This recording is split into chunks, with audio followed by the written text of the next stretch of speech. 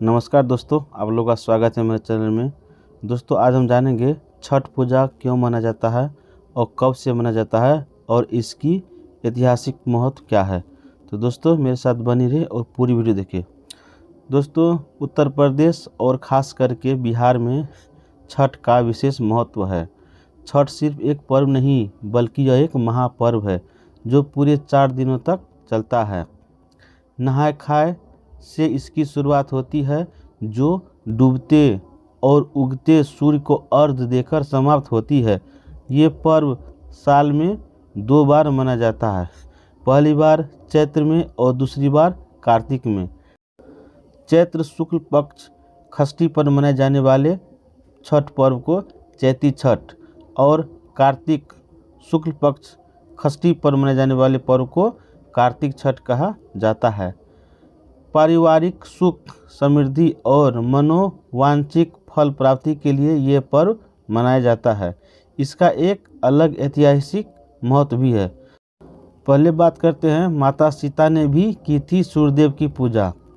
छठ पूजा की परंपरा कैसे शुरू हुई, इस संदर्भ में कई कथाएं प्रचलित है। एक मान्यता के अनुसार जब राम चंद्र जी सीता समेत 14 साल के वनवास के बाद अयोध्या लौटे थे, तब रावण वध के पाप से मुक्त होने के लिए उन्होंने ऋषि मुनियों के आदेश पर राज सूर्य यज्ञ करने का फैसला लिया। पूजा के लिए उन्होंने मृदगल ऋषि को आमंत्रित किया। मृदगल ऋषि ने माता सीता पर गंगाजल छिड़ककर पवित्र किया और कार्तिक मास के शुक्ल पक्ष की षष्ठी तिथि को सूर्य की उपासना करने का आदेश दिया। इससे सीता माता ने मृदगल ऋषि के आश्रम में रहकर 6 दिनों तक सूर्यदेव भगवान की पूजा की थी। सप्तमी को सूर्योदय के समय से अनुष्ठान कर सूर्यदेव से आशीर्वाद प्राप्त किया था। अब बात करते हैं दूसरे पौराणिक कथा। महाभारत काल से हुई थी छठ पर्व की शुरुआत। कहा जाता है, हिंदू मान्यता के मुताबिक कथा प्रचलित है कि छठ पर्व की शुरुआत महाभारत काल से हुई थी। इस पर्व को सबसे पहले सूर्यपुत्र कर्ण ने सूर्य की पूजा करके शुरू किया था। कहा जाता है कि कर्ण भगवान सूर्य के परम भक्त थे और वो रोज घंटों तक पानी में खड़े होकर उन्हें अर्घ्य देते थे। सूर्य की कृपा से ही वह महान योद्धा बने थे। आज भी छठ में अर्घ्य दान की यह परंपरा प्रचलित है। अब बात करते हैं द्रौपदी की। द्रौपदी ने भी रखा था छठ व्रत। कहा जाता है कि छठ पर्व के बारे में एक और कथा भी है कि इस किंवदंती के मुताबिक जब पांडव सारा राजपाट जुए में कौरवों से हार गए, तब द्रौपदी ने छठ व्रत रखा था। इस व्रत से उनकी मनोकामना पूरी हुई थी और पांडवों को सब कुछ वापस मिल गया।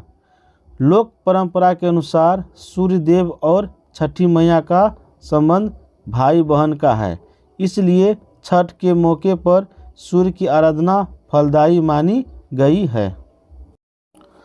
अब एक और इसके बारे में कथा है, क्या है छठ का पौराणिक कथा महत्व। कहा जाता है कि इन कथाओं के अलावा एक और किंवदंती भी प्रचलित है। पुराणों के अनुसार प्रियव्रत नामक एक राजा की कोई संतान नहीं थी। इसके लिए उसने हर जतन कर डाले पर पुत्र की प्राप्ति नहीं हुई, लेकिन कोई फायदा नहीं हुआ। तब उस राजा को संतान प्राप्ति के लिए महर्षि कश्यप ने उसे पुत्र यष्टि यज्ञ करने का परामर्श दिया। यज्ञ के बाद महारानी ने एक पुत्र को जन्म दिया, लेकिन दुर्भाग्य से वह मरा हुआ जन्मा। राजा के मृत बच्चे की सूचना से पूरे नगर में शोक छा गया। कहा जाता है कि राजा मृत बच्चे को दफनाने की तैयारी कर रहे थे, तभी आसमान से एक ज्योतिर्मय विमान धरती पर उतरा। उसमें बैठी देवी ने कहा, मैं छठी देवी और विश्व के समस्त बालकों की रक्षिका हूँ। इतना कहकर देवी ने शिशु के मृत शरीर को स्पर्श किया, जिससे वह जीवित हो उठा। इसके बाद से ही राजा ने प्रसन्न होकर संपूर्ण राज्य में यह त्यौहार मनाने की घोषणा कर दी, तब जिसे आज हम छठी मैया यानी छठ पूजा के नाम से जानते हैं। तो दोस्तों, आज के वीडियो में इतना ही। उम्मीद करता हूँ कि यह कथा आपको अच्छी लगी होगी। अच्छी लगी प्लीज़ लाइक कर दे, कमेंट कर दे और चैनल में पहले यार प्लीज़ सब्सक्राइब जरूर कर दे। इस प्रकार वीडियो देखने के लिए दोस्तों, वीडियो देखने के लिए बहुत बहुत धन्यवाद। आपका दिन शुभ हो।